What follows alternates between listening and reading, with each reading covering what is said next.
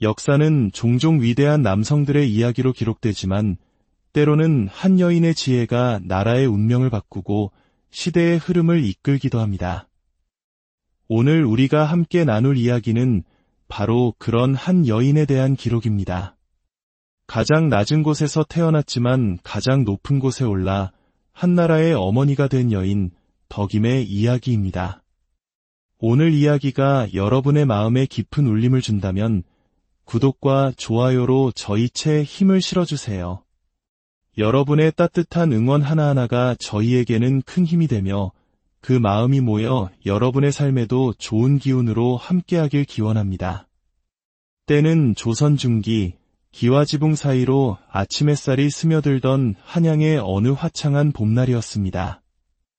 나라의 군권을 총괄하는 병조판서 김판석 대감의 댁은 이른 새벽부터 하인들의 분주한 발걸음 소리로 가득했습니다.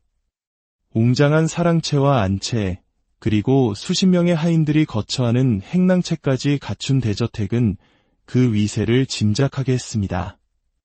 그 많고 많은 하인들 속에서도 유독 모두의 눈길을 끄는 한 여종이 있었으니 바로 올해로 19살이 된 덕임이었습니다. 덕임은 굶주림에 지친 부모가 어린 딸을 한 줌의 곡식과 맞바꾸어 이 집에 팔아넘긴 지 벌써 10년이 지나고 있었습니다. 처음에는 세상을 원망하고 부모를 그리워하며 밤새 눈물 짓기도 했지만 10년이라는 세월은 어린 소녀의 슬픔마저 무디게 만들었습니다.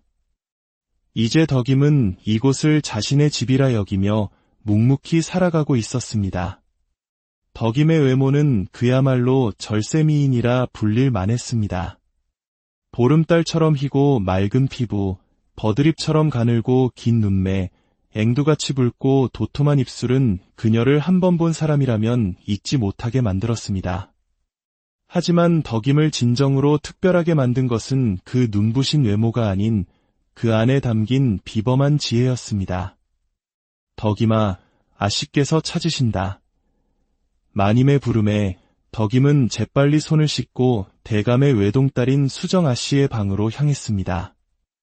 덕임보다 2살 어린 수정 아씨는 유독 덕임을 각별히 아꼈습니다. 자신을 정성껏 모시는 마음씨도 고왔지만 무엇보다 여종의 신분이라고는 믿기지 않는 덕임의 총명함에 깊은 인상을 받았기 때문이었습니다. 덕임아, 오늘도 내 곁에서 책을 읽어주겠느냐? 아씨. 덕임은 수정 아씨가 사서삼경을 읽을 때마다 그 곁에서 귀동냥으로 모든 구절을 외워버렸습니다. 처음에는 단순히 글자를 따라 읽는 수준이었지만 어느새 그 깊은 뜻까지 통달하여 때로는 아씨보다 더 정확하게 그 의미를 해석해내곤 했습니다. 아씨, 제 생각에 이 구절은 이런 뜻인 듯합니다. 덕임의 해석을 들은 수정 아씨는 매번 놀라움을 금치 못했습니다. 당대의 양반가 교수들도 이해하기 어려운 고전의 깊이를 글 한 번 제대로 배워본 적 없는 여종 덕임이 훨씬 깊이 있게 풀어내는 것이었습니다. 이후 서고 청소를 맡게 된 후로는 대감이 소장한 수많은 병법서들까지 줄줄 외우게 되었습니다. 손잡병법에서부터 시작해 조선 명장들의 병서에 이르기까지 덕임의 머릿속은 온갖 지식의 보고가 되어가고 있었습니다. 하인들 사이에서도 덕임에 대한 소문은 자자했습니다. 저 계집은 보통이 아니야. 무슨 일을 시켜도 금세 익혀서 완벽하게 해내지. 어느 화창한 봄날 오후 병조판서 김판석 대감 댁에 아주 특별한 손님이 찾아왔습니다. 바로 조선 최고의 관상가로 이름난 현산 스님이었습니다. 평소 운명과 관상에 관심이 많았던 대감이 가족들의 앞날을 알아보고자 특별히 초청한 것이었습니다. 스님, 먼 길 오시느라 수고 많으셨습니다. 별말씀으려. 병조판서 대감의 부름이신데 어찌 마다하겠습니까? 현산 스님은 먼저 대감의 관상을 보고는 고개를 끄덕이며 좋은 관상이라 말했습니다. 이어서 대감의 부인과 2 아들, 그리고 수정 아씨까지 차례로 관상을 보고 운세를 풀이해 주었습니다. 모든 일을 마치고 현산 스님이 집을 나서려는데 그의 주머니에서 엽전 몇 잎이 굴러떨어졌습니다. 그때 마침 집 앞을 쓸고 있던 덕임이 그것을 발견했습니다. 스님, 이것을 떨어뜨리셨습니다. 덕임은 정중히 허리를 굽혀 인사하며 엽전을 건넸습니다.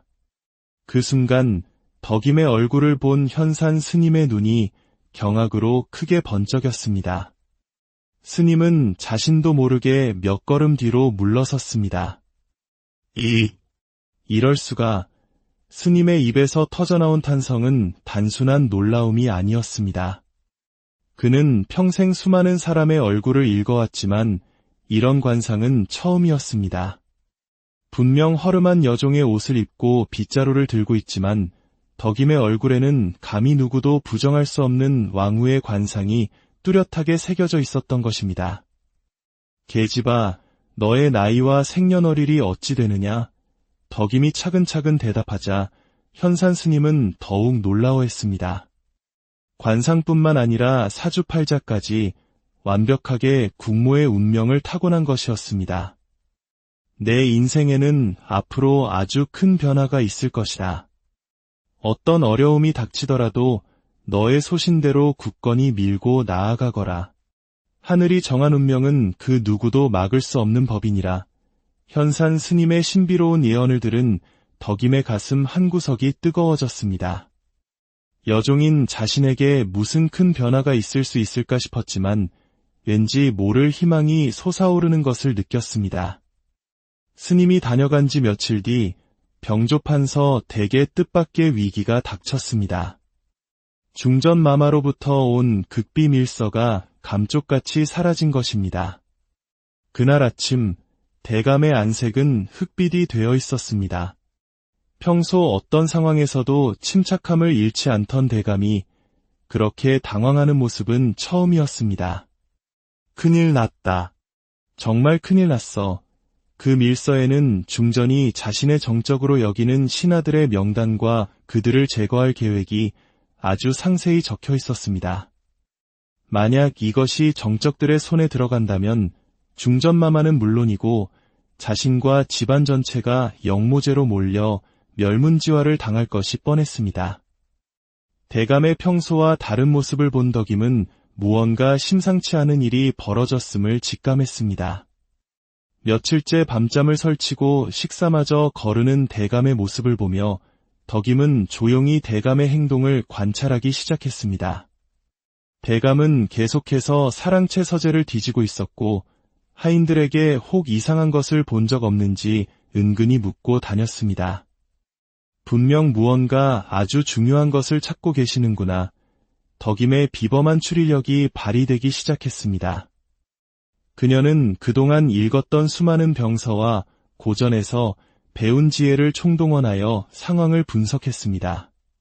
며칠 후 덕임은 빨래를 하던 중 우연히 결정적인 단서를 발견했습니다. 한 하인의 옷에서 이상한 냄새가 나는 것을 맡은 것입니다. 그것은 중요한 문서를 봉인할 때 사용하는 밀랍 냄새였습니다. 누구의 옷이지? 덕임은 몰래 그 옷의 주인을 알아냈습니다. 한 달 전 새로 들어온 하인 수동이의 것이었습니다.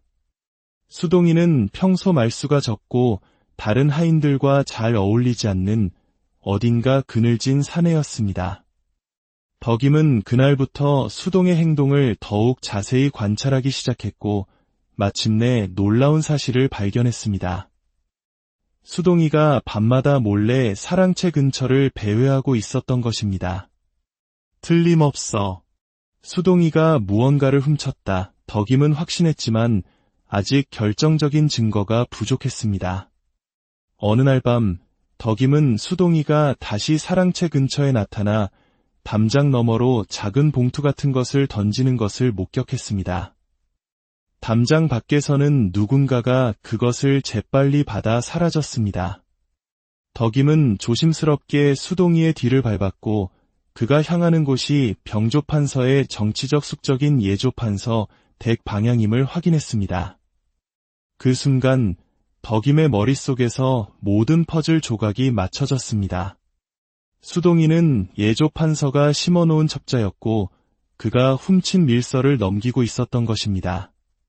다음 날 덕임은 대감에게 자신이 알아낸 모든 것을 보고했습니다. 대감마님, 드릴 말씀이 있습니다. 새로 들어온 하인 수동이가 밀서를 훔쳐 예조 판서 댁으로 넘기고 있는 듯합니다. 대감은 처음엔 일개 여종인 덕임의 말을 믿기 어려워했지만 덕임이 오대서 나는 밀랍 냄새부터 시작해 밤중의 접선까지 차근차근 설명하는 추리 과정을 듣고는 전율했습니다. 그렇다면 어찌해야 하겠느냐? 우선 수동이를 잡아 밀서의 위치를 알아내야 합니다. 허나 그 전에 그가 예조 판서 측과 더는 연락하지 못하도록 막아야 할 것입니다. 덕임의 지혜로운 조언에 따라 대감은 즉시 행동에 나섰습니다. 수동이를 붙잡아 추궁한 결과 모든 것은 덕임의 추리대로였습니다. 다행히 밀서는 아직 예조 판서의 손에 완전히 넘어가지 않았고 수동이가 숨겨둔 곳에서 무사히 찾을 수 있었습니다. 덕임아, 내가 우리 집안을, 아니 나와 중전마마를 구했구나. 대감은 감격하여 눈물을 흘렸습니다. 덕임이 아니었다면 자신의 가문은 풍비박산이 났을 것입니다. 내가 어찌 너에게 이 은혜를 갚아야 할까? 저는 그저 제가 해야 할 옳은 일을 했을 뿐입니다. 대감마님, 덕임의 겸손한 대답에 대감은 더욱 깊이 감동했고 곧바로 중대한 결정을 내렸습니다. 덕임아, 오늘부터 너는 더 이상 이 집의 여종이 아니다. 내가 너를 내 수양딸로 입적시키겠다. 이 소식은 집안 전체를 발칵 뒤집어 놓았습니다. 여종에서 양반가의 수양딸이 되는 것은 그야말로 천지개벽과도 같은 일이었습니다. 참, 정말이옵니까? 덕임 또한 믿을 수 없었습니다. 관상가의 예언이 이렇게 빨리 현실이 될 줄은 꿈에도 몰랐던 것입니다. 그럼 앞으로 너는 김덕임이다. 그날부터 덕임의 인생은 완전히 바뀌었습니다. 더 이상 허름한 여종의 옷이 아닌 양반가 규수에게 걸맞은 고운 비단 한복을 입게 되었고 수정 아씨와 함께 정식으로 학문을 배우게 되었습니다. 하지만 덕임은 이러한 변화에 결코 자만하지 않았습니다. 여전히 겸손한 마음으로 하루하루를 살아갔고 자신을 거두어준 대감 일가에게는 더욱 깊은 감사의 마음을 품었습니다. 그런데 며칠 후 댁에 또 한 번 큰일이 벌어졌습니다. 왕의 셋째 아들인 영암대군 이윤이 병조 판서를 찾아온 것입니다. 왕자가 예고 없이 신하의 집을 방문하는 것은 매우 드문 일이었습니다. 영암대군 이윤은 25살의 준수한 청년으로 학문과 무예가 모두 뛰어났지만 왕위 계승 서열에서는 셋째였기에 크게 주목받지 못하고 있었습니다. 그는 최근 궁중에서 벌어지는 형제들 간의 치열한 권력 다툼에 깊은 스트레스를 받고 있었습니다. 병조 판서, 그간 강령하셨습니까? 마마, 이 누추한 곳까지 어인 행차이십니까? 대감의 극진한 대접을 받으며 잠시 마음의 평안을 찾던 이윤의 눈에 단아하게 차를 따르고 있는 덕임이 들어왔습니다. 저 여인은 누구인가? 제 수양딸, 덕임이라 하옵니다. 수양딸이라. 이윤은 덕임의 아름다운 외모에도 놀랐지만 그보다 그녀에게서 느껴지는 범상치 않은 기품과 깊이에 더욱 마음을 빼앗겼습니다. 여종 출신이라는 것이 믿기지 않을 정도로 우아하고 지적인 모습이었습니다. 식사 중에 이윤은 자연스럽게 덕임과 대화를 나누게 되었습니다. 덕임 양은 학문을 좋아하는가? 예, 마마. 사서삼경을 비롯한 여러 서책을 읽고 있습니다. 그렇다면 이 나라의 정치에 대해서는 어떤 생각을 갖고 있는가? 이윤의 날카로운 질문에 덕임은 잠시 생각하더니 신중하게 입을 열었습니다. 백성을 진심으로 사랑하고 나라의 근본을 위하는 마음이 가장 중요하다고 생각하옵니다. 간결하지만 핵심을 꿰뚫는 대답이었습니다. 이윤은 덕임의 현명한 답변에 깊은 감탄을 금치 못했습니다. 단순히 아름다운 여인이 아니라 깊은 지혜와 통찰력까지 갖춘 인물이었습니다. 그런데 며칠 후 궁중에서 끔찍한 소식이 전해졌습니다. 첫째인 왕세자와 둘째 왕자가 갑자기 원인 모를 병을 얻어 이독한 상태에 빠진 것입니다. 온 나라가 독살이라는 흉흉한 소문으로 발칵 뒤집혔습니다. 왕의 명으로 어이들이 조사를 벌인 결과 두 왕자 모두 비소와 납에 중독된 것으로 밝혀졌습니다.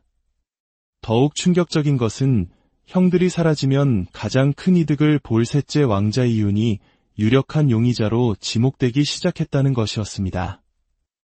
졸지의 이윤은 형들을 독살한 역적으로 몰릴 위기에 처했습니다.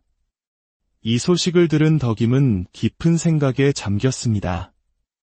며칠 전 이윤이 이 집에 왔을 때의 상황을 차근차근 되짚어 보았습니다. 그때 대화 중에 나왔던 중요한 단서 하나가 덕임의 뇌리를 스쳤습니다. 바로 넷째 왕자 이영이 형들에게 특별한 선물을 했다는 이야기였습니다. 은으로 만든 수저와 특별한 음식이었지. 덕임은 번개처럼 진실을 깨달았습니다. 납중독의 원인은 바로 그 은수저일 가능성이 높았습니다.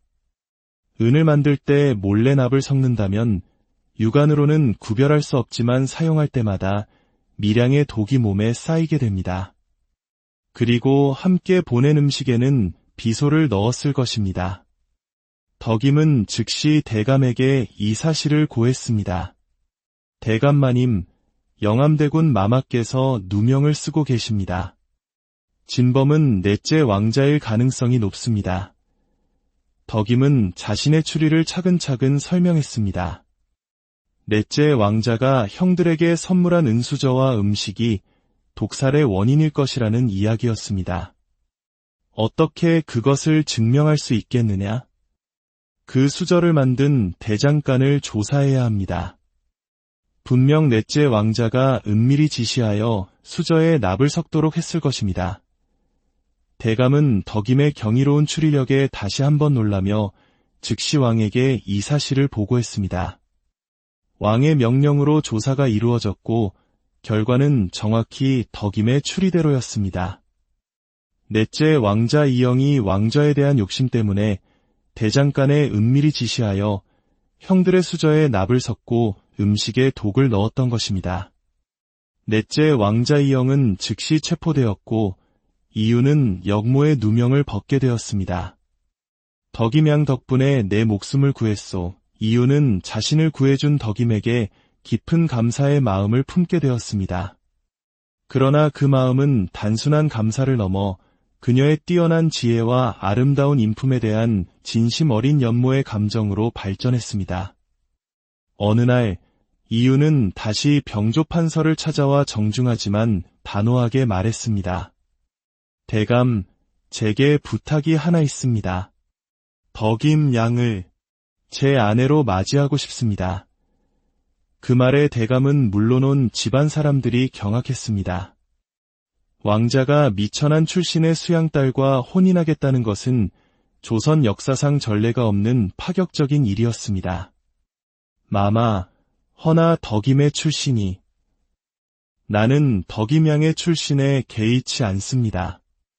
그녀의 지혜와 인품이라면 이 나라의 그 어떤 여인보다 훌륭한 배필이 될 것입니다. 이윤의 진심 어린 말에 덕임 또한 용기를 냈습니다. 불과 몇 달 전만 해도 여종이었던 자신이 왕자의 아내가 된다는 것은 꿈만 같은 이야기였지만 관상가의 예언이 현실이 되어가고 있음을 느꼈습니다. 혼례는 덕임의 출신 때문에 성대하게 치르지는 못했지만 두 사람은 진심으로 서로를 아끼고 사랑하며 부부의 연을 맺었습니다. 덕임은 영암대 군빈이 되어 궁중 생활을 시작했습니다. 처음에는 모든 것이 낯설고 어색했지만 그녀는 그동안 쌓아온 지혜와 특유의 총명함으로 금세 적응해 나갔습니다. 하지만 행복한 시간도 잠시, 독살의 후유증을 이기지 못한 첫째와 둘째 왕자가 끝내 세상을 떠나고 말았습니다. 형들의 죽음의 이유는 깊은 슬픔에 빠졌지만 덕임은 그런 그의 곁을 묵묵히 지키며 위로했습니다. 그리고 며칠 후 왕은 첫째와 둘째가 모두 세상을 떠나고 넷째는 역적이 되었으니 자연스럽게 셋째인 이윤을 새로운 왕세자로 책봉했습니다. 덕임 역시 세자빈이 되었습니다. 이제 정말 왕비가 되는 것이구나. 덕임은 관상가의 예언이 한치의 오차도 없이 이루어지고 있음에 놀라움을 금치 못했습니다. 왕세자와 세자빈이 된 두 사람은 나라의 정사를 돌보는데 온 힘을 쏟았습니다. 특히 덕임은 이윤이 정치적 결정을 내릴 때마다 놀라운 지혜로 그를 도왔고 그녀의 조언은 나라를 태평성대로 이끄는 밑거름이 되었습니다. 그로부터 몇 년이 흘러 임금이 승하하고 마침내 이윤이 새로운 왕으로 즉위했습니다. 그리고 덕임은 미천한 여종의 신분을 벗고 이 나라의 국모 중전마마의 자리에 올랐습니다. 관상가의 예언이 완벽하게 현실이 되는 순간이었습니다. 왕과 왕비가 된 이윤과 덕임은 백성들을 위한 선정을 펼쳤습니다. 덕임은 특히 여성과 아이들을 위한 정책에 깊은 관심을 기울여 의녀 제도를 확대하고 백성들이 글을 배울 수 있도록 학교를 세우는 데 앞장섰습니다. 몇 년 후 덕임은 왕자를 낳았고 왕실은 더 없는 기쁨에 휩싸였습니다. 그녀는 아들이 자신처럼 지혜롭고 아버지를 닮아 용맹한 성군으로 자라도록 사랑과 엄격함으로 가르쳤습니다. 어느 봄날 덕임은 궁궐 누각에 올라 번영하는 한양의 모습을 내려다보며 지난 세월을 회상했습니다. 여종으로 태어나 온갖 고초를 겪었지만 결국 한나라의 국모가 되어 백성들의 사랑을 받는 자신의 삶이 꿈만 같았습니다. 그때 이윤이 다가와 그녀의 손을 부드럽게 잡았습니다. 그때 중전을 만난 것이 내 인생 최고의 행운이었습니다. 저야말로 그러하옵니다. 저나 두 사람은 서로를 바라보며 따뜻한 미소를 지었습니다. 험난한 운명을 함께 헤쳐온 사랑이었기에 더욱 소중했습니다. 여종에서 왕후까지 덕임의 파란만장한 인생은 이렇게 행복한 결말을 맞이했습니다. 그녀는 단순히 관상가의 예언대로 높은 자리에 오른 것이 아니라 자신의 지혜와 선한 마음으로 운명을 스스로 개척해냈습니다. 그녀의 이야기는 후세에 길이 전해져 어려운 처지에 있는 사람들에게 희망과 용기를 주는 전설이 되었습니다. 진정한 지혜와 선한 마음을 가진 사람은 그 어떤 신분의 제약도 뛰어넘어 위대한 삶을 살 수 있다는 것을 보여준 역사는 종종 위대한 남성들의 이야기로 기록되지만 때로는 한 여인의 지혜가 나라의 운명을 바꾸고 시대의 흐름을 이끌기도 합니다. 오늘 우리가 함께 나눌 이야기는 바로 그런 한 여인에 대한 기록입니다. 가장 낮은 곳에서 태어났지만 가장 높은 곳에 올라 한나라의 어머니가 된 여인 덕임의 이야기입니다. 오늘 이야기가 여러분의 마음에 깊은 울림을 준다면 구독과 좋아요로 저희 채 힘을 실어주세요. 여러분의 따뜻한 응원 하나하나가 저희에게는 큰 힘이 되며 그 마음이 모여 여러분의 삶에도 좋은 기운으로 함께하길 기원합니다. 때는 조선 중기 기와지붕 사이로 아침 햇살이 스며들던 한양의 어느 화창한 봄날이었습니다. 나라의 군권을 총괄하는 병조판서 김판석 대감의 댁은 이른 새벽부터 하인들의 분주한 발걸음 소리로 가득했습니다. 웅장한 사랑채와 안채, 그리고 수십 명의 하인들이 거처하는 행랑채까지 갖춘 대저택은 그 위세를 짐작하게 했습니다. 그 많고 많은 하인들 속에서도 유독 모두의 눈길을 끄는 한 여종이 있었으니 바로 올해로 19살이 된 덕임이었습니다. 덕임은 굶주림에 지친 부모가 어린 딸을 한 줌의 곡식과 맞바꾸어 이 집에 팔아넘긴 지 벌써 10년이 지나고 있었습니다. 처음에는 세상을 원망하고 부모를 그리워하며 밤새 눈물 짓기도 했지만 10년이라는 세월은 어린 소녀의 슬픔마저 무디게 만들었습니다. 이제 덕임은 이곳을 자신의 집이라 여기며 묵묵히 살아가고 있었습니다. 덕임의 외모는 그야말로 절세미인이라 불릴 만했습니다. 보름달처럼 희고 맑은 피부, 버드립처럼 가늘고 긴 눈매, 앵두같이 붉고 도톰한 입술은 그녀를 한 번 본 사람이라면 잊지 못하게 만들었습니다. 하지만 덕임을 진정으로 특별하게 만든 것은 그 눈부신 외모가 아닌 그 안에 담긴 비범한 지혜였습니다. 덕임아, 아씨께서 찾으신다. 마님의 부름에 덕임은 재빨리 손을 씻고 대감의 외동딸인 수정 아씨의 방으로 향했습니다. 덕임보다 2살 어린 수정 아씨는 유독 덕임을 각별히 아꼈습니다. 자신을 정성껏 모시는 마음씨도 고왔지만 무엇보다 여종의 신분이라고는 믿기지 않는 덕임의 총명함에 깊은 인상을 받았기 때문이었습니다. 덕임아, 오늘도 내 곁에서 책을 읽어주겠느냐? 아씨. 덕임은 수정 아씨가 사서삼경을 읽을 때마다 그 곁에서 귀동냥으로 모든 구절을 외워버렸습니다. 처음에는 단순히 글자를 따라 읽는 수준이었지만 어느새 그 깊은 뜻까지 통달하여 때로는 아씨보다 더 정확하게 그 의미를 해석해내곤 했습니다. 아씨, 제 생각에 이 구절은 이런 뜻인 듯합니다. 덕임의 해석을 들은 수정 아씨는 매번 놀라움을 금치 못했습니다. 당대의 양반가 교수들도 이해하기 어려운 고전의 깊이를 글 한 번 제대로 배워본 적 없는 여종 덕임이 훨씬 깊이 있게 풀어내는 것이었습니다. 이후 서고 청소를 맡게 된 후로는 대감이 소장한 수많은 병법서들까지 줄줄 외우게 되었습니다. 손잡병법에서부터 시작해 조선 명장들의 병서에 이르기까지 덕임의 머릿속은 온갖 지식의 보고가 되어가고 있었습니다. 하인들 사이에서도 덕임에 대한 소문은 자자했습니다. 저 계집은 보통이 아니야. 무슨 일을 시켜도 금세 익혀서 완벽하게 해내지. 어느 화창한 봄날 오후 병조판서 김판석 대감댁에 아주 특별한 손님이 찾아왔습니다. 바로 조선 최고의 관상가로 이름난 현산 스님이었습니다. 평소 운명과 관상에 관심이 많았던 대감이 가족들의 앞날을 알아보고자 특별히 초청한 것이었습니다. 스님, 먼 길 오시느라 수고 많으셨습니다. 별 말씀을요. 병조판서 대감의 부름이신데 어찌 마다하겠습니까? 현산 스님은 먼저 대감의 관상을 보고는 고개를 끄덕이며 좋은 관상이라 말했습니다. 이어서 대감의 부인과 2 아들, 그리고 수정 아씨까지 차례로 관상을 보고 운세를 풀이해 주었습니다.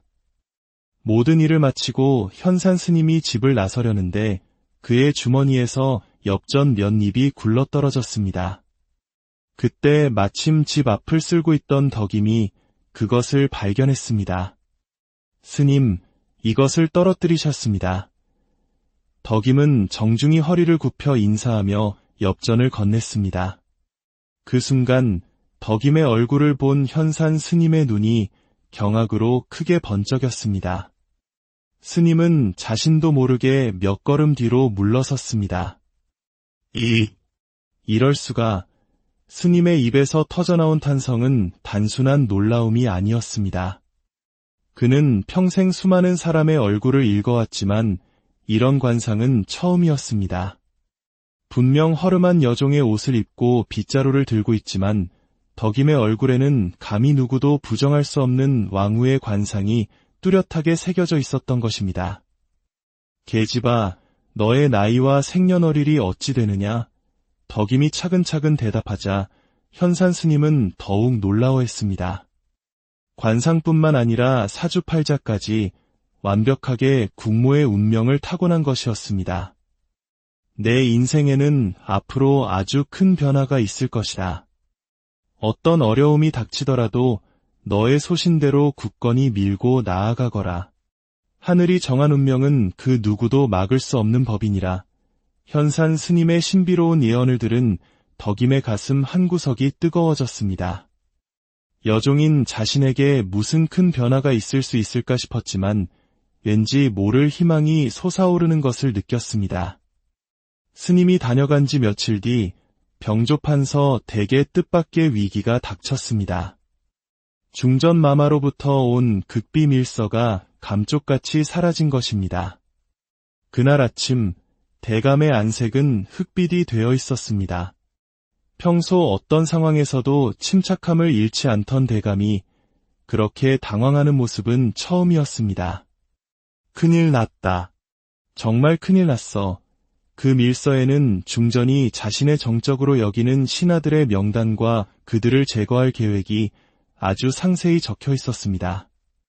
만약 이것이 정적들의 손에 들어간다면 중전마마는 물론이고 자신과 집안 전체가 영모제로 몰려 멸문지화를 당할 것이 뻔했습니다. 대감의 평소와 다른 모습을 본 덕임은 무언가 심상치 않은 일이 벌어졌음을 직감했습니다. 며칠째 밤잠을 설치고 식사마저 거르는 대감의 모습을 보며 덕임은 조용히 대감의 행동을 관찰하기 시작했습니다. 대감은 계속해서 사랑채 서재를 뒤지고 있었고 하인들에게 혹 이상한 것을 본 적 없는지 은근히 묻고 다녔습니다. 분명 무언가 아주 중요한 것을 찾고 계시는구나. 덕임의 비범한 추리력이 발휘되기 시작했습니다. 그녀는 그동안 읽었던 수많은 병서와 고전에서 배운 지혜를 총동원하여 상황을 분석했습니다. 며칠 후 덕임은 빨래를 하던 중 우연히 결정적인 단서를 발견했습니다. 한 하인의 옷에서 이상한 냄새가 나는 것을 맡은 것입니다. 그것은 중요한 문서를 봉인할 때 사용하는 밀랍 냄새였습니다. 누구의 옷이지? 덕임은 몰래 그 옷의 주인을 알아냈습니다. 한 달 전 새로 들어온 하인 수동이의 것이었습니다. 수동이는 평소 말수가 적고 다른 하인들과 잘 어울리지 않는 어딘가 그늘진 사내였습니다. 덕임은 그날부터 수동의 행동을 더욱 자세히 관찰하기 시작했고 마침내 놀라운 사실을 발견했습니다. 수동이가 밤마다 몰래 사랑채 근처를 배회하고 있었던 것입니다. 틀림없어. 수동이가 무언가를 훔쳤다. 덕임은 확신했지만 아직 결정적인 증거가 부족했습니다. 어느 날 밤 덕임은 수동이가 다시 사랑채 근처에 나타나 담장 너머로 작은 봉투 같은 것을 던지는 것을 목격했습니다. 담장 밖에서는 누군가가 그것을 재빨리 받아 사라졌습니다. 덕임은 조심스럽게 수동이의 뒤를 밟았고 그가 향하는 곳이 병조판서의 정치적 숙적인 예조판서 댁 방향임을 확인했습니다. 그 순간 덕임의 머릿속에서 모든 퍼즐 조각이 맞춰졌습니다. 수동이는 예조판서가 심어놓은 첩자였고 그가 훔친 밀서를 넘기고 있었던 것입니다. 다음 날 덕임은 대감에게 자신이 알아낸 모든 것을 보고했습니다. 대감마님, 드릴 말씀이 있습니다. 새로 들어온 하인 수동이가 밀서를 훔쳐 예조판서 댁으로 넘기고 있는 듯합니다. 대감은 처음엔 일개 여종인 덕임의 말을 믿기 어려워했지만 덕임이 옷에서 나는 밀랍 냄새부터 시작해 밤중의 접선까지 차근차근 설명하는 추리 과정을 듣고는 전율했습니다. 그렇다면 어찌해야 하겠느냐? 우선 수동이를 잡아 밀서의 위치를 알아내야 합니다. 허나 그 전에 그가 예조판서 측과 더는 연락하지 못하도록 막아야 할 것입니다. 덕임의 지혜로운 조언에 따라 대감은 즉시 행동에 나섰습니다. 수동이를 붙잡아 추궁한 결과 모든 것은 덕임의 추리대로였습니다. 다행히 밀서는 아직 예조판서의 손에 완전히 넘어가지 않았고 수동이가 숨겨둔 곳에서 무사히 찾을 수 있었습니다. 덕임아, 내가 우리 집안을, 아니 나와 중전마마를 구했구나. 대감은 감격하여 눈물을 흘렸습니다. 덕임이 아니었다면 자신의 가문은 풍비박산이 났을 것입니다. 내가 어찌 너에게 이 은혜를 갚아야 할까? 저는 그저 제가 해야 할 옳은 일을 했을 뿐입니다. 대감마님, 덕임의 겸손한 대답에 대감은 더욱 깊이 감동했고 곧바로 중대한 결정을 내렸습니다. 덕임아, 오늘부터 너는 더 이상 이 집의 여종이 아니다. 내가 너를 내 수양딸로 입적시키겠다. 이 소식은 집안 전체를 발칵 뒤집어 놓았습니다. 여종에서 양반가의 수양딸이 되는 것은 그야말로 천지개벽과도 같은 일이었습니다. 참, 정말이옵니까? 덕임 또한 믿을 수 없었습니다. 관상가의 예언이 이렇게 빨리 현실이 될 줄은 꿈에도 몰랐던 것입니다. 그럼 앞으로 너는 김덕임이다. 그날부터 덕임의 인생은 완전히 바뀌었습니다. 더 이상 허름한 여종의 옷이 아닌 양반가 규수에게 걸맞은 고운 비단 한복을 입게 되었고 수정아 씨와 함께 정식으로 학문을 배우게 되었습니다. 하지만 덕임은 이러한 변화에 결코 자만하지 않았습니다. 여전히 겸손한 마음으로 하루하루를 살아갔고 자신을 거두어준 대감 일가에게는 더욱 깊은 감사의 마음을 품었습니다. 그런데 며칠 후 대개 또 한 번 큰일이 벌어졌습니다. 왕의 셋째 아들인 영암대군 이윤이 병조 판서를 찾아온 것입니다. 왕자가 예고 없이 신하의 집을 방문하는 것은 매우 드문 일이었습니다. 영암대군 이윤은 25살의 준수한 청년으로 학문과 무예가 모두 뛰어났지만 왕위 계승 서열에서는 셋째였기에 크게 주목받지 못하고 있었습니다. 그는 최근 궁중에서 벌어지는 형제들 간의 치열한 권력 다툼에 깊은 스트레스를 받고 있었습니다. 병조 판서, 그간 강령하셨습니까?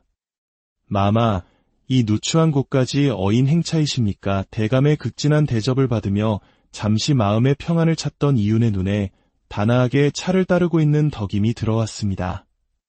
저 여인은 누구인가? 제 수양딸, 덕임이라 하옵니다.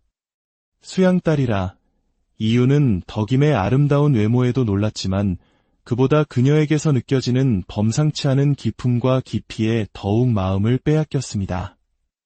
여종 출신이라는 것이 믿기지 않을 정도로 우아하고 지적인 모습이었습니다. 식사 중에 이윤은 자연스럽게 덕임과 대화를 나누게 되었습니다. 덕임 양은 학문을 좋아하는가? 예, 마마. 사서삼경을 비롯한 여러 서책을 읽고 있습니다. 그렇다면 이 나라의 정치에 대해서는 어떤 생각을 갖고 있는가? 이윤의 날카로운 질문에 덕임은 잠시 생각하더니 신중하게 입을 열었습니다. 백성을 진심으로 사랑하고 나라의 근본을 위하는 마음이 가장 중요하다고 생각하옵니다. 간결하지만 핵심을 꿰뚫는 대답이었습니다. 이윤은 덕임의 현명한 답변에 깊은 감탄을 금치 못했습니다. 단순히 아름다운 여인이 아니라 깊은 지혜와 통찰력까지 갖춘 인물이었습니다. 그런데 며칠 후 궁중에서 끔찍한 소식이 전해졌습니다.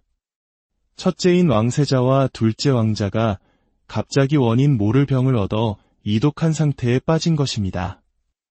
온 나라가 독살이라는 흉흉한 소문으로 발칵 뒤집혔습니다. 왕의 명으로 어이들이 조사를 벌인 결과 두 왕자 모두 비소와 납에 중독된 것으로 밝혀졌습니다. 더욱 충격적인 것은 형들이 사라지면 가장 큰 이득을 볼 셋째 왕자 이윤이 유력한 용의자로 지목되기 시작했다는 것이었습니다. 졸지의 이윤은 형들을 독살한 역적으로 몰릴 위기에 처했습니다.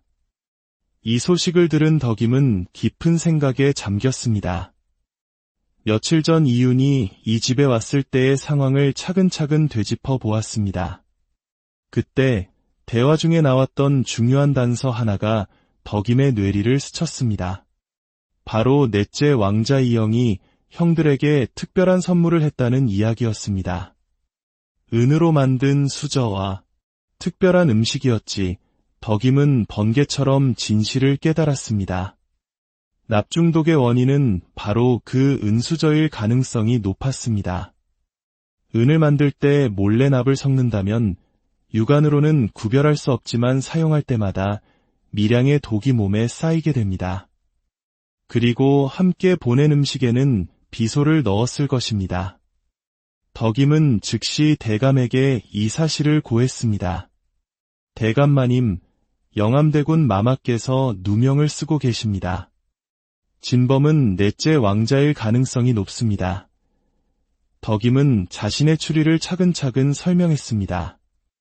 넷째 왕자가 형들에게 선물한 은수저와 음식이 독살의 원인일 것이라는 이야기였습니다. 어떻게 그것을 증명할 수 있겠느냐? 그 수저를 만든 대장간을 조사해야 합니다. 분명 넷째 왕자가 은밀히 지시하여 수저에 납을 섞도록 했을 것입니다. 대감은 덕임의 경이로운 추리력에 다시 한번 놀라며 즉시 왕에게 이 사실을 보고했습니다. 왕의 명령으로 조사가 이루어졌고 결과는 정확히 덕임의 추리대로였습니다. 넷째 왕자 이영이 왕좌에 대한 욕심 때문에 대장간에 은밀히 지시하여 형들의 수저에 납을 섞고 음식에 독을 넣었던 것입니다. 넷째 왕자 이영은 즉시 체포되었고 이유는 역모의 누명을 벗게 되었습니다. 덕임양 덕분에 내 목숨을 구했소. 이유는 자신을 구해준 덕임에게 깊은 감사의 마음을 품게 되었습니다. 그러나 그 마음은 단순한 감사를 넘어 그녀의 뛰어난 지혜와 아름다운 인품에 대한 진심 어린 연모의 감정으로 발전했습니다. 어느 날 이유는 다시 병조판서를 찾아와 정중하지만 단호하게 말했습니다. 대감, 제게 부탁이 하나 있습니다. 덕임 양을 제 아내로 맞이하고 싶습니다. 그 말에 대감은 물론은 집안 사람들이 경악했습니다. 왕자가 미천한 출신의 수양딸과 혼인하겠다는 것은 조선 역사상 전례가 없는 파격적인 일이었습니다. 마마, 허나 덕임의 출신이 나는 덕임양의 출신에 개의치 않습니다. 그녀의 지혜와 인품이라면 이 나라의 그 어떤 여인보다 훌륭한 배필이 될 것입니다. 이윤의 진심 어린 말에 덕임 또한 용기를 냈습니다. 불과 몇 달 전만 해도 여종이었던 자신이 왕자의 아내가 된다는 것은 꿈만 같은 이야기였지만 관상가의 예언이 현실이 되어가고 있음을 느꼈습니다. 혼례는 덕임의 출신 때문에 성대하게 치르지는 못했지만 두 사람은 진심으로 서로를 아끼고 사랑하며 부부의 연을 맺었습니다. 덕임은 영암대 군빈이 되어 궁중 생활을 시작했습니다. 처음에는 모든 것이 낯설고 어색했지만 그녀는 그동안 쌓아온 지혜와 특유의 총명함으로 금세 적응해 나갔습니다. 하지만 행복한 시간도 잠시 독살의 후유증을 이기지 못한 첫째와 둘째 왕자가 끝내 세상을 떠나고 말았습니다. 형들의 죽음의 이유는 깊은 슬픔에 빠졌지만 덕임은 그런 그의 곁을 묵묵히 지키며 위로했습니다. 그리고 며칠 후 왕은 첫째와 둘째가 모두 세상을 떠나고 넷째는 역적이 되었으니 자연스럽게 셋째인 이윤을 새로운 왕세자로 책봉했습니다. 덕임 역시 세자빈이 되었습니다. 이제 정말 왕비가 되는 것이구나. 덕임은 관상가의 예언이 한치의 오차도 없이 이루어지고 있음에 놀라움을 금치 못했습니다. 왕세자와 세자빈이 된 두 사람은 나라의 정사를 돌보는데 온 힘을 쏟았습니다. 특히 덕임은 이윤이 정치적 결정을 내릴 때마다 놀라운 지혜로 그를 도왔고 그녀의 조언은 나라를 태평성대로 이끄는 밑거름이 되었습니다. 그로부터 몇 년이 흘러 임금이 승하하고 마침내 이윤이 새로운 왕으로 즉위했습니다. 그리고 덕임은 미천한 여종의 신분을 벗고 이 나라의 국모 중전마마의 자리에 올랐습니다. 관상가의 예언이 완벽하게 현실이 되는 순간이었습니다. 왕과 왕비가 된 이윤과 덕임은 백성들을 위한 선정을 펼쳤습니다. 덕임은 특히 여성과 아이들을 위한 정책에 깊은 관심을 기울여 의녀 제도를 확대하고 백성들이 글을 배울 수 있도록 학교를 세우는 데 앞장섰습니다. 몇 년 후 덕임은 왕자를 낳았고 왕실은 더 없는 기쁨에 휩싸였습니다. 그녀는 아들이 자신처럼 지혜롭고 아버지를 닮아 용맹한 성군으로 자라도록 사랑과 엄격함으로 가르쳤습니다. 어느 봄날 덕임은 궁궐누각에 올라 번영하는 한양의 모습을 내려다보며 지난 세월을 회상했습니다. 여종으로 태어나 온갖 고초를 겪었지만 결국 한나라의 국모가 되어 백성들의 사랑을 받는 자신의 삶이 꿈만 같았습니다. 그때 이윤이 다가와 그녀의 손을 부드럽게 잡았습니다. 그때 중전을 만난 것이 내 인생 최고의 행운이었습니다. 저야말로 그러하옵니다. 저나 두 사람은 서로를 바라보며 따뜻한 미소를 지었습니다. 험난한 운명을 함께 헤쳐온 사랑이었기에 더욱 소중했습니다. 여종에서 왕후까지 덕임의 파란만장한 인생은 이렇게 행복한 결말을 맞이했습니다. 그녀는 단순히 관상가의 예언대로 높은 자리에 오른 것이 아니라 자신의 지혜와 선한 마음으로 운명을 스스로 개척해냈습니다. 그녀의 이야기는 후세에 길이 전해져 어려운 처지에 있는 사람들에게 희망과 용기를 주는 전설이 되었습니다.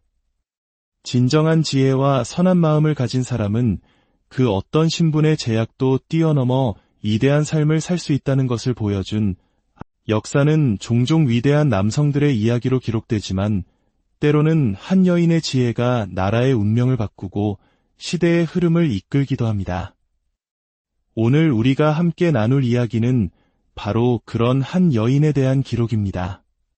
가장 낮은 곳에서 태어났지만 가장 높은 곳에 올라 한나라의 어머니가 된 여인 덕임의 이야기입니다.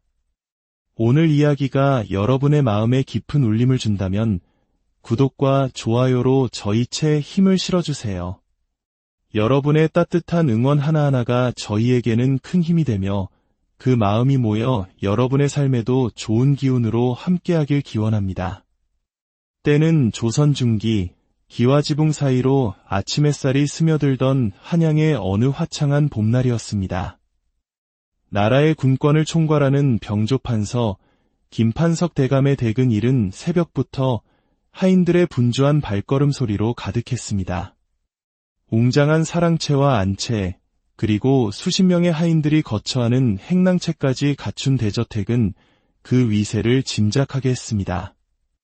그 많고 많은 하인들 속에서도 유독 모두의 눈길을 끄는 한 여종이 있었으니 바로 올해로 19살이 된 덕임이었습니다.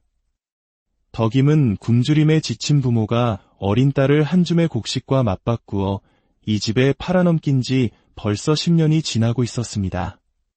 처음에는 세상을 원망하고 부모를 그리워하며 밤새 눈물 짓기도 했지만 10년이라는 세월은 어린 소녀의 슬픔마저 무디게 만들었습니다.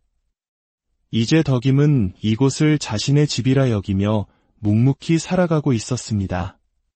덕임의 외모는 그야말로 절세미인이라 불릴 만했습니다.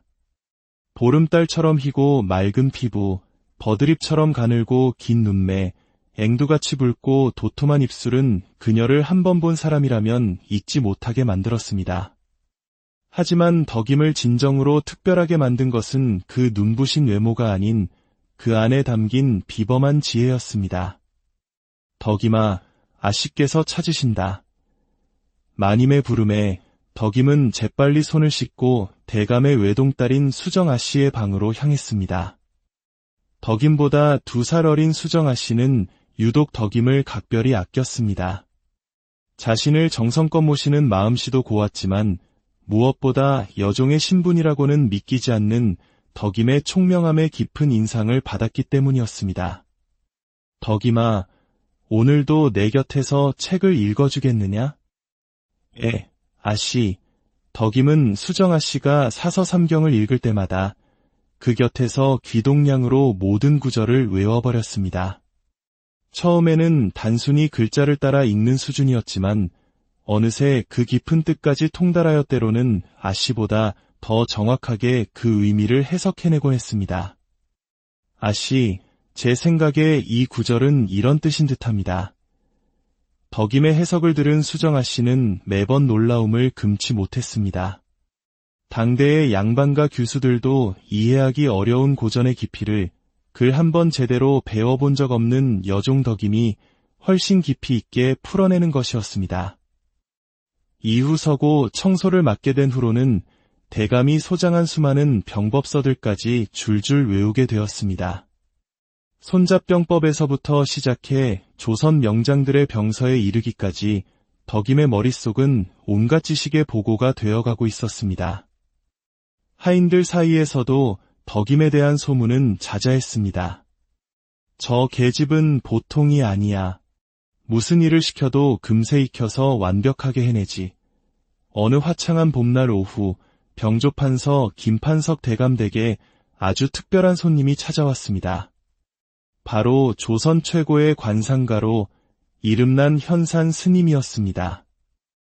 평소 운명과 관상에 관심이 많았던 대감이 가족들의 앞날을 알아보고자 특별히 초청한 것이었습니다.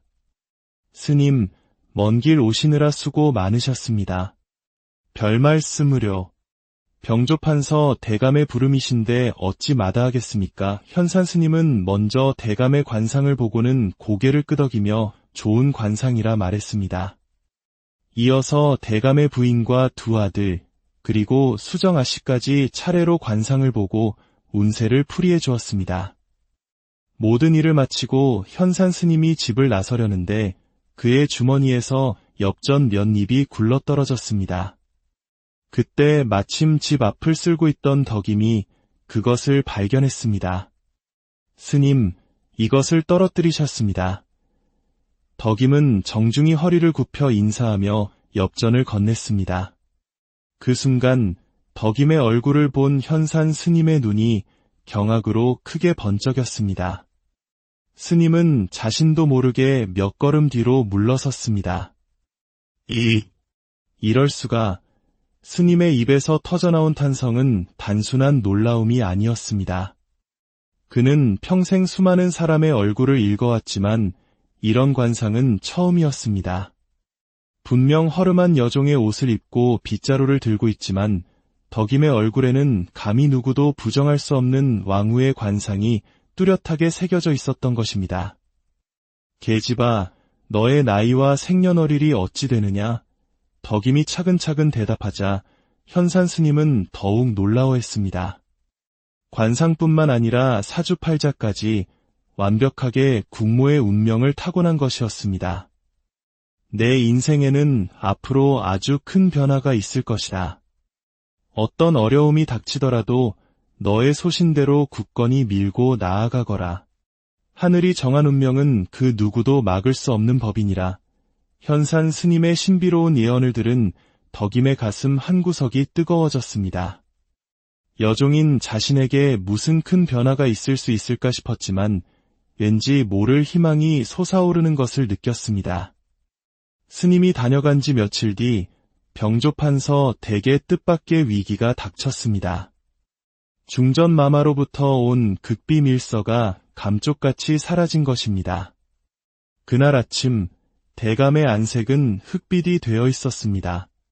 평소 어떤 상황에서도 침착함을 잃지 않던 대감이 그렇게 당황하는 모습은 처음이었습니다. 큰일 났다. 정말 큰일 났어. 그 밀서에는 중전이 자신의 정적으로 여기는 신하들의 명단과 그들을 제거할 계획이 아주 상세히 적혀 있었습니다. 만약 이것이 정적들의 손에 들어간다면 중전마마는 물론이고 자신과 집안 전체가 영모제로 몰려 멸문지화를 당할 것이 뻔했습니다. 대감의 평소와 다른 모습을 본 덕임은 무언가 심상치 않은 일이 벌어졌음을 직감했습니다.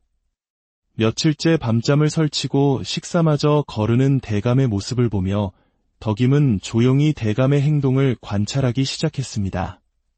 대감은 계속해서 사랑채 서재를 뒤지고 있었고 하인들에게 혹 이상한 것을 본 적 없는지 은근히 묻고 다녔습니다. 분명 무언가 아주 중요한 것을 찾고 계시는구나. 덕임의 비범한 추리력이 발휘되기 시작했습니다.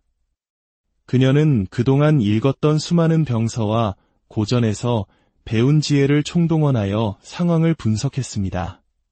며칠 후 덕임은 빨래를 하던 중 우연히 결정적인 단서를 발견했습니다.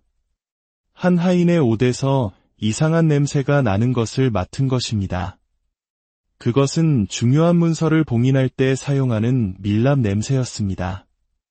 누구의 옷이지? 덕임은 몰래 그 옷의 주인을 알아냈습니다. 한 달 전 새로 들어온 하인 수동이의 것이었습니다. 수동이는 평소 말수가 적고 다른 하인들과 잘 어울리지 않는 어딘가 그늘진 사내였습니다. 덕임은 그날부터 수동의 행동을 더욱 자세히 관찰하기 시작했고 마침내 놀라운 사실을 발견했습니다. 수동이가 밤마다 몰래 사랑채 근처를 배회하고 있었던 것입니다. 틀림없어. 수동이가 무언가를 훔쳤다. 덕임은 확신했지만 아직 결정적인 증거가 부족했습니다. 어느 날 밤 덕임은 수동이가 다시 사랑채 근처에 나타나 담장 너머로 작은 봉투 같은 것을 던지는 것을 목격했습니다. 담장 밖에서는 누군가가 그것을 재빨리 받아 사라졌습니다. 덕임은 조심스럽게 수동이의 뒤를 밟았고 그가 향하는 곳이 병조판서의 정치적 숙적인 예조판서 댁 방향임을 확인했습니다. 그 순간 덕임의 머릿속에서 모든 퍼즐 조각이 맞춰졌습니다. 수동이는 예조판서가 심어놓은 첩자였고 그가 훔친 밀서를 넘기고 있었던 것입니다. 다음 날 덕임은 대감에게 자신이 알아낸 모든 것을 보고했습니다. 대감마님, 드릴 말씀이 있습니다. 새로 들어온 하인 수동이가 밀서를 훔쳐 예조판서 댁으로 넘기고 있는 듯합니다. 대감은 처음엔 일개 여종인 덕임의 말을 믿기 어려워했지만 덕임이 옷에서 나는 밀랍 냄새부터 시작해 밤중의 접선까지 차근차근 설명하는 추리 과정을 듣고는 전율했습니다. 그렇다면 어찌해야 하겠느냐? 우선 수동이를 잡아 밀서의 위치를 알아내야 합니다. 허나 그 전에 그가 예조판서 측과 더는 연락하지 못하도록 막아야 할 것입니다. 덕임의 지혜로운 조언에 따라 대감은 즉시 행동에 나섰습니다. 수동이를 붙잡아 추궁한 결과 모든 것은 덕임의 추리대로였습니다. 다행히 밀서는 아직 예조판서의 손에 완전히 넘어가지 않았고 수동이가 숨겨둔 곳에서 무사히 찾을 수 있었습니다. 덕임아, 내가 우리 집안을, 아니 나와 중전마마를 구했구나. 대감은 감격하여 눈물을 흘렸습니다. 덕임이 아니었다면 자신의 가문은 풍비박산이 났을 것입니다. 내가 어찌 너에게 이 은혜를 갚아야 할까? 저는 그저 제가 해야 할 옳은 일을 했을 뿐입니다. 대감마님, 덕임의 겸손한 대답에 대감은 더욱 깊이 감동했고 곧바로 중대한 결정을 내렸습니다. 덕임아, 오늘부터 너는 더 이상 이 집의 여종이 아니다. 내가 너를 내 수양딸로 입적시키겠다. 이 소식은 집안 전체를 발칵 뒤집어 놓았습니다. 여종에서 양반가의 수양딸이 되는 것은 그야말로 천지개벽과도 같은 일이었습니다. 참, 정말이옵니까? 덕임 또한 믿을 수 없었습니다. 관상가의 예언이 이렇게 빨리 현실이 될 줄은 꿈에도 몰랐던 것입니다. 그럼 앞으로 너는 김덕임이다. 그날부터 덕임의 인생은 완전히 바뀌었습니다. 더 이상 허름한 여종의 옷이 아닌 양반가 규수에게 걸맞은 고운 비단 한복을 입게 되었고 수정 아씨와 함께 정식으로 학문을 배우게 되었습니다. 하지만 덕임은 이러한 변화에 결코 자만하지 않았습니다. 여전히 겸손한 마음으로 하루하루를 살아갔고 자신을 거두어준 대감 일가에게는 더욱 깊은 감사의 마음을 품었습니다. 그런데 며칠 후 댁에 또 한 번 큰일이 벌어졌습니다. 왕의 셋째 아들인 영암대군 이윤이 병조판서를 찾아온 것입니다. 왕자가 예고 없이 신하의 집을 방문하는 것은 매우 드문 일이었습니다. 영암대군 이윤은 25살의 준수한 청년으로 학문과 무예가 모두 뛰어났지만 왕위 계승 서열에서는 셋째였기에 크게 주목받지 못하고 있었습니다. 그는 최근 궁중에서 벌어지는 형제들 간의 치열한 권력 다툼에 깊은 스트레스를 받고 있었습니다. 병조판서, 그간 강령하셨습니까? 마마, 이 누추한 곳까지 어인 행차이십니까? 대감의 극진한 대접을 받으며 잠시 마음의 평안을 찾던 이윤의 눈에 단아하게 차를 따르고 있는 덕임이 들어왔습니다. 저 여인은 누구인가? 제 수양딸 덕임이라 하옵니다.